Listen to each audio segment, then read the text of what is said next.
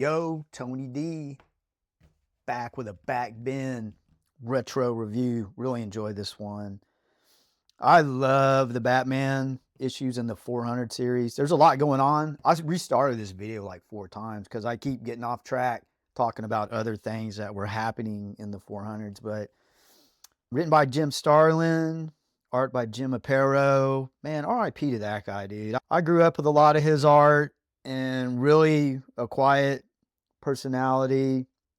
You read his wiki page and it's like he just disappeared, and his death, they really didn't have much info on how he died. Some thought it was a long bout of cancer, but the family said it was natural causes. And then you got Mike DeCarlo. And this issue on the 400s Batman, this is probably the most emotional stuff Batman's went through. And this one actually went in the 7 reprints. That's an interesting thing. They had the multi-pack craze was going on, and there's interesting things about that, but I don't want to getting off track. But 7 reprints, I need to research that, find out the genesis of that. But Batman is, even this, buy the book, man, and read. This is good stuff by Starlin. He's just talking about these murders are more than what he's used to. And they're calling them like the dumpster murders. There's other words, slasher murders, but this is what happens, man. That is dark. And this is December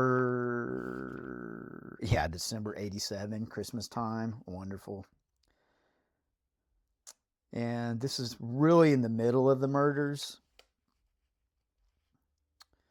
And man, that's good stuff by Jim Aparo. And calling it like a sack of garbage. It's brutal. The MO's the same. I love the detective work that's displayed in here. And what's really interesting is watching Batman interact with the police. He has a good relationship with them. He walk in the police station, hang out, have coffee and donuts. But he's talking to Jim Gordon, and it's just regular, like any other talk they have when something's going down. And then there's a random fire. And when I read this panel, there's a strong theme of detachment that Batman has to have to do his job. And I think we all hear that with like doctors and nurses. Anyone dealing with traumatic stuff, they have to detach to be able to do it. And he makes a comment that he's got to rescue her, and he makes a comment that they're always easier to deal with in the rescue. And I think everyone can figure that out, that there's no emotional attachment.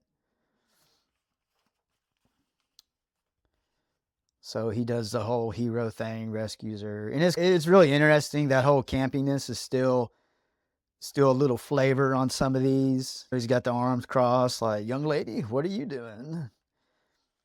So you find out it's a bad neighborhood. She doesn't live there. She's just helping out. So she's a good soul. Batman, they have an interaction. I think Batman digs it, the spunkiness, the sass, and he sees someone in the crowd. He starts thinking that this guy is the antagonist. The dude's name's Frank Cutter. That's obvious, but you'll find out it's a red herring. Kate Babcock. So he's out with her as Bruce Wayne, whining and dining. He does a lot of thinking in this, and this is important because he's developing that emotional tie to this person, which Batman should not do, and he knows it. There's more of that. And then there's clues of a van. He's doing his detective stuff. And then they find this is where stuff gets really grim. They find victim 4, and it turns out to be just the paneling, just boom, there she is. Just a look on that face. When Jim, he sees he's rattled, and Batman getting rattled, and now that emotional attachment is sinking in. So now this he's on top of Batman's list, and he starts thinking about that dude he saw in the crowd, Cutter. And he's not even really interacting with Alfred, so he really is being detached, Trying to. He's trying. So, man, Batman, he be hitting the streets. Boy, that's an old school looking Batmobile with the two bubbles. I like it. Man, he's down there with the pimps and the walkers. He getting grimy. He just hanging out, walking down the street. So he's trying to find this dude, this cat, this Cutter guy. He's an addict. He's scum. And this is what I was talking about. Look at that. Look at that. Aparo really nailed some panels in here that I enjoy. Like that whole, there's your bat signal. That's pretty cool. What's funny is you don't see the bat signal in here. I wonder when that started. I have to research that.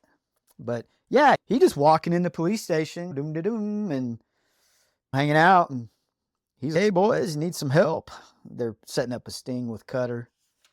So Batman gets involved. More clues. Now there's a red van. The first one was blue. And then out of nowhere, someone's robbing a place that's not connected to that. And this is where I really like his Aparo's art, like the whole flow of that. And then you have the dark. Frank Miller's not the only one that could draw Batman in good like poses, and this is good stuff. So the deal's going south. I really love this paneling here. The whole Batman's watching this and the whole snick, and then you're getting the close up. Love that panel work. And then you don't need words for this. He flashes back to her, and oh man, grisly. Batman's facial expressions. This is where art can tell the story. So he loses it. He acts on emotion, and he goes to work. Good Batman fight stuff. And he's even some of that dark, like, where is he? And he just grabs him, crack. Good stuff. I love these shots of Batman where it's just like the cape. You don't have to draw everything in there. Give us some credit. Let us draw it in our minds. So, man, he goes to town and he's still thinking about her. So they arrest that clown.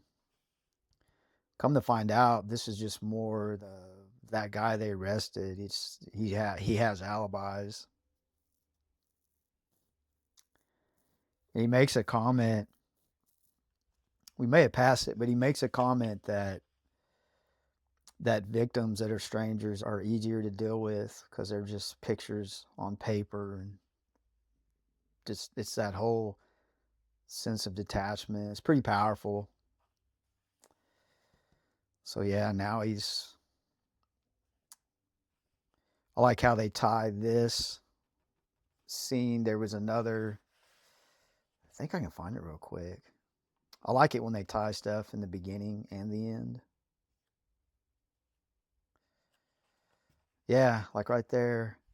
That's planned. Like, this stuff doesn't happen on accident, but that's a very common thing they do in films where something in the beginning will happen and at the end they'll revisit it.